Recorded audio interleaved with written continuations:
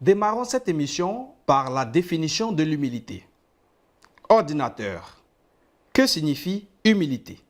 L'humilité est un sentiment, état d'esprit de quelqu'un qui a conscience de ses insuffisances, de ses faiblesses et est porté à rabaisser ses propres mérites, avouer ses fautes avec humilité. C'est le caractère de ce qui est modeste, peu important, sans prestige, l'humilité d'une tâche. C'est bien noté. Maintenant, dis-nous, quelle est la définition de l'humilité selon les Ivoiriens? Les Ivoiriens sont très humbles car ils chantent tous les jours « On ne vaut rien, mais on est qualifié ». Ah ah!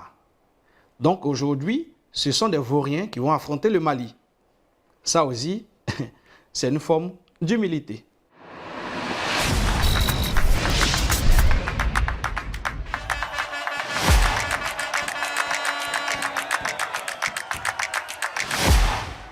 Mali-Côte d'Ivoire, c'est la grosse affiche de cette journée de la Coupe d'Afrique des Nations. On connaît déjà deux demi-finalistes, à savoir le Nigeria et la RDC. Aujourd'hui, deux autres viendront compléter le carré magique. On parlera bien sûr de Mali-Côte d'Ivoire. Ne vous inquiétez pas, il y a des analyses, il y a aussi des pronostics à vous proposer. Mais pour l'instant, pour l'heure, revenons sur la qualification du Nigeria. Le Nigeria qui affirme désormais son statut dans la compétition.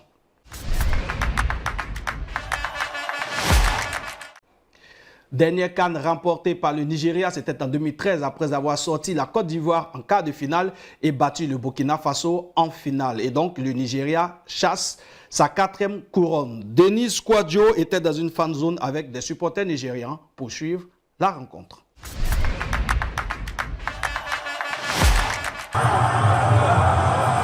Osimhen, oh merde,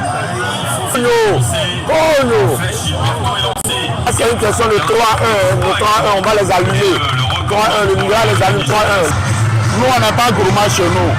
Regarde, il touche sur le Fougoura, no grip for anybody, 2024.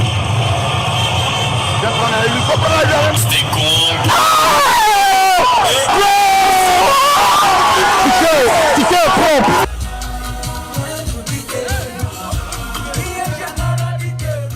On remercie le bon Dieu parce qu'Angola a gagné from Agnoua.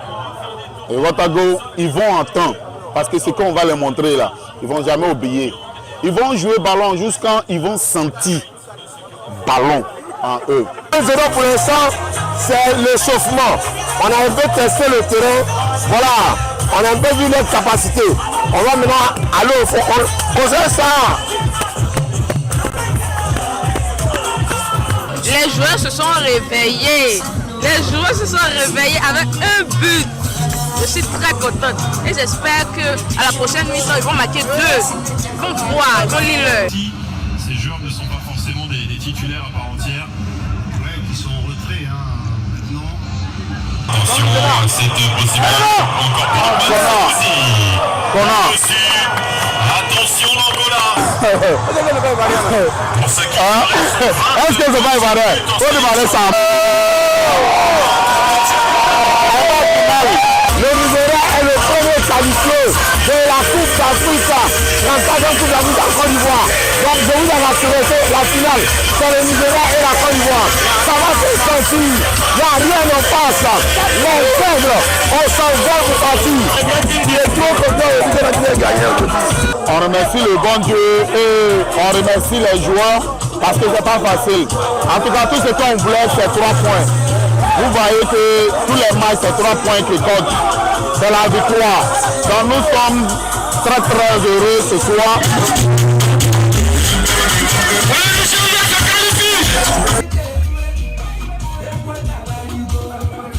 Dans l'autre rencontre, la République démocratique du Congo est venue à bout de la Guinée qui avait pourtant bien démarré cette rencontre. Résumé, Mamgay. Les deux équipes qualifiées attendent donc leur adversaire aujourd'hui même au programme Mali-Côte d'Ivoire, Cap-Vert, Afrique du Sud. Quel est le match qui vous intéresse? Mais bien sûr, vous me direz Mali-Côte d'Ivoire. Et donc, les sélectionneurs de ces deux pays, du Mali et de la Côte d'Ivoire, étaient en conférence de presse. En voici un bout. On va continuer de bien préparer ce match, qui est un match important parce que c'est un match à élimination directe.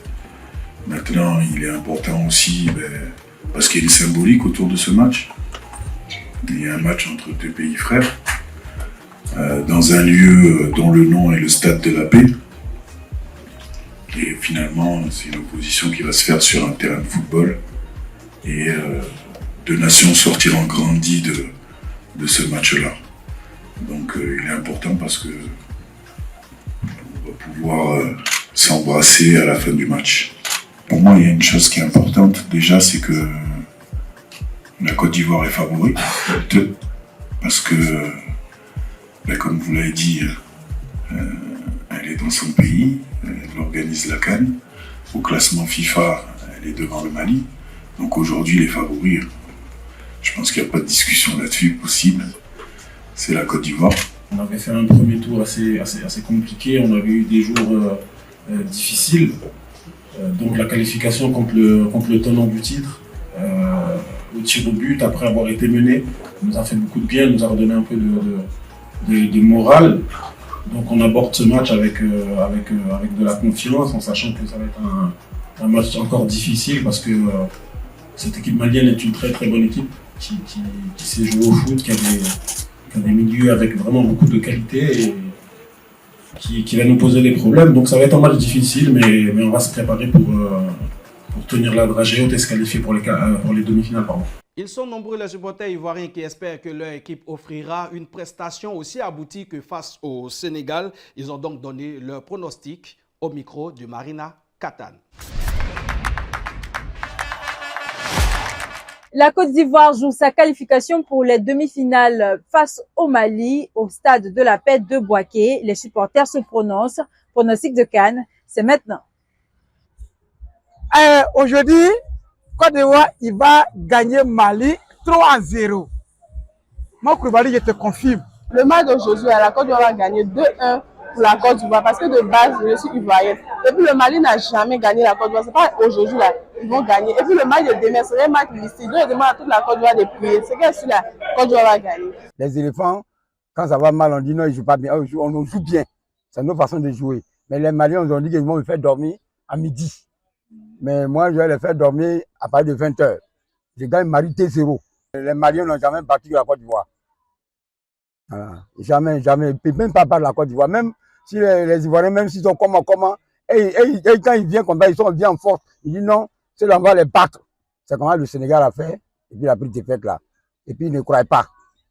C'est pour cela qu'il dit on gagne la Côte d'Ivoire, on gagne le Mali demain, aujourd'hui, 10-0. Bon, selon moi, en tout cas, la Côte d'Ivoire va gagner. En tout cas, 5-0 même. 5-0. On va gagner même. On va prendre ça. La coupe, c'est pour nous. C'est chez nous, on a organisé, donc on va prendre ça. Aïe. La Côte d'Ivoire va gagner 2-1. Oui, tout le monde a demandé, tout le monde a confiance à l'équipe de Côte d'Ivoire. Avez vu les matchs de la fois passée, ils ont tellement bien joué.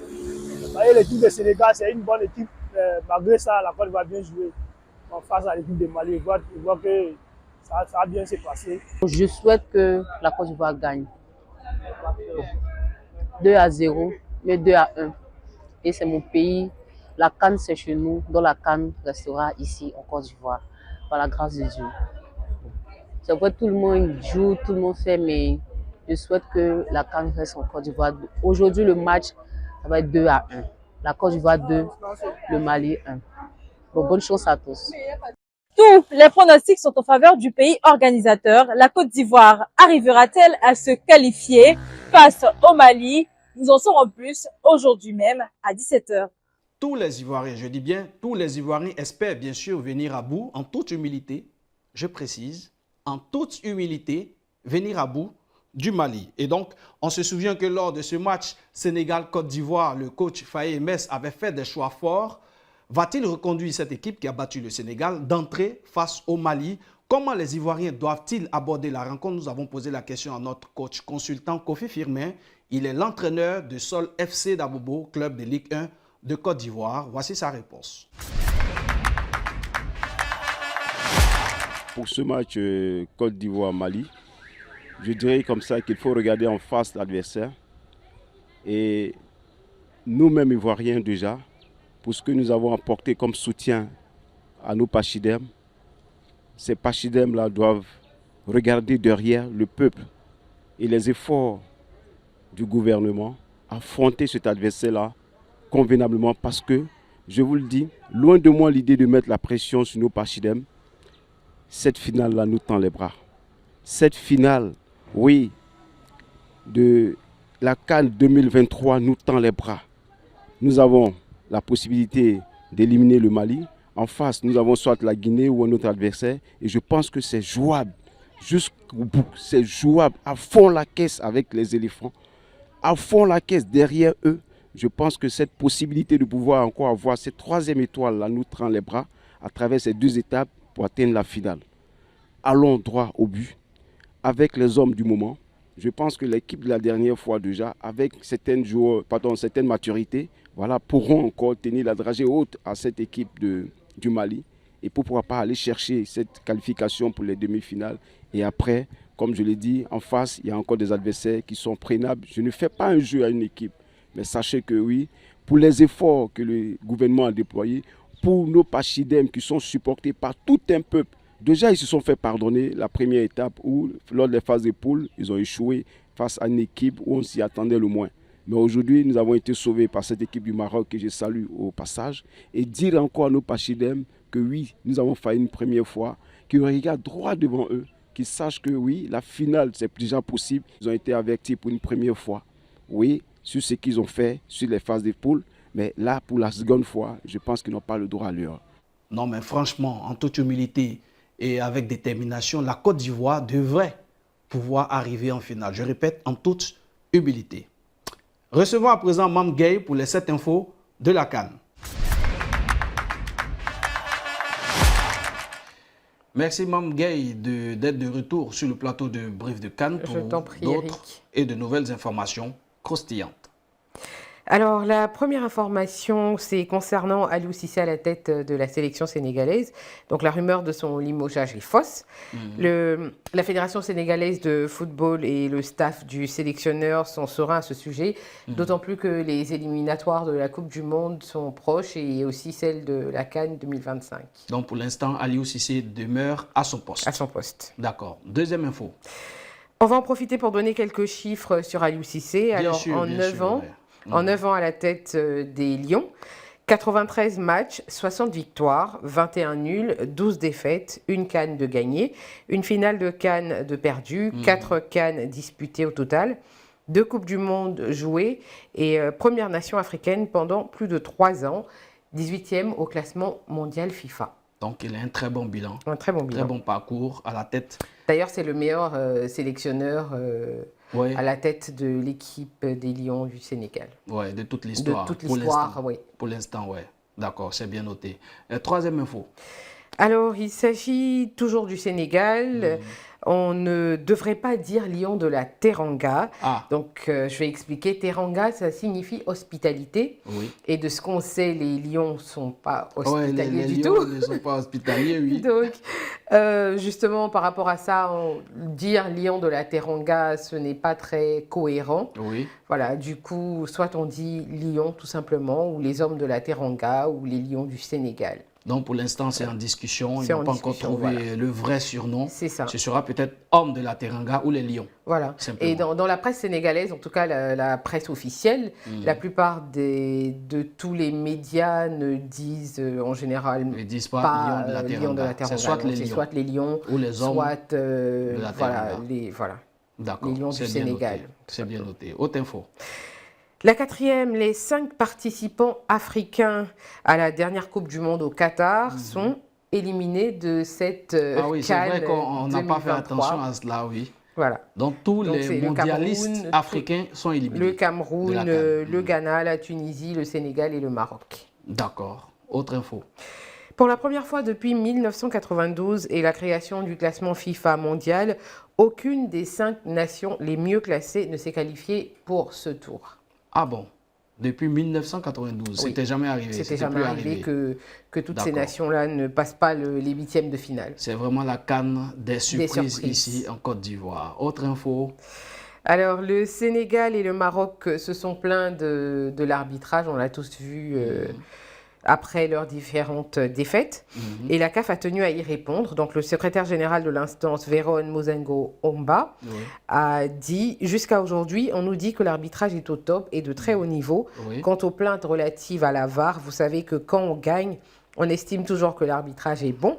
Et quand on ne gagne pas, on dit que l'arbitrage est mauvais. C'est un débat que je n'aimerais pas faire. Tout le monde a le droit d'émettre des critiques et moi, je ne me sens pas visée. Critiquer la CAF, c'est bien, mais il faut être un peu juste. » Donc, pour l'instant, la CAF ne se reproche rien. Rien. Autre info, c'est la dernière, c'est ça? La dernière, c'est ça. Alors, la Confédération africaine de football prend des mesures pour lutter contre ce qu'elle appelle l'escalade du comportement inconvenant et non professionnel des journalistes lors de cette Coupe d'Afrique des Nations. Alors la CAF a déclaré qu'à l'avenir, tout professionnel des médias qui se livrera à des célébrations sauvages et abusera d'autres collègues des médias sera immédiatement expulsé par la sécurité et son accréditation lui sera tout simplement retirée. Et il en va de même pour tout représentant des médias qui participera à une bagarre dans les zones médiatiques ou à une échauffourée physique. Ça, c'est une affaire des journalistes. Il y a eu un problème entre des journalistes ivoiriens et des journalistes sénégalais. Oui, des journalistes, non, pas des journalistes sénégalais. Pas des journalistes sénégalais. Je crois que c'était la Tanzanie. Tanzanie, oui. Voilà. Dans la tribune presse. À une conférence de presse. Ah oui, et c'est ce qui a amené cette décision de la CAF. La CAF veut sévir contre les journalistes. Merci, Mam. C'est tout pour aujourd'hui. Donc, on te retrouve demain, mais attention, aujourd'hui, la Côte d'Ivoire joue. La Côte d'Ivoire doit jouer son quart de finale face au Mali. Pronostic. 3-1 pour la Côte d'Ivoire. Je suis gentille, je leur donne un but, tu vois, pour qu'ils ne repartent pas trop tristes, mais voilà. 3-1 pour la Côte d'Ivoire. Alors, c'est dit, 3-1 pour la Côte d'Ivoire. N'oubliez pas de suivre ce match entre le Mali et la Côte d'Ivoire. Et on va se retrouver pour débriefer. On sera dans les fan zones. On va vous proposer tous les reportages dans les différents points, peut-être même sur toute l'étendue du territoire national. On reviendra dans Brief de Cannes. On se retrouve demain. Au revoir.